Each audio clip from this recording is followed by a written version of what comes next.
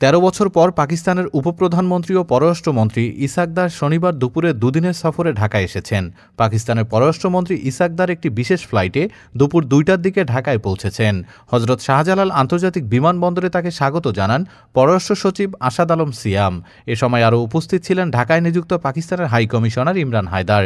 সূত্র জানায়, পাকিস্তানের পররাষ্ট্রমন্ত্রী ইসাক দার ঢাকা সফরের দ্বিতীয় দিন আগামী ২৪ আগস্ট প্রধান উপদেষ্টা অধ্যাপক ড মোহাম্মদ ইউনুস, পররাষ্ট্র উপদেষ্টা তৌহিদ হোসেনের সঙ্গে বৈঠক করবেন। বৈঠক শেষে দুদেশের মধ্যে ৬টি চুক্তি ও সমঝোতা সই হতে পারে। পাকিস্তানের উপপ্রধানমন্ত্রী বিএনপি চেয়ারপারসন খালেদা জিয়া ও জামায়াতে ইসলামী নেতাদের সঙ্গে বৈঠক করবেন। উল্লেখ্য, ২০১২ সালের পর পাকিস্তানের কোনো পররাষ্ট্রমন্ত্রীর এটি প্রথম বাংলাদেশ সফর। ডেস্ক রিপোর্ট, আজ বার্তা।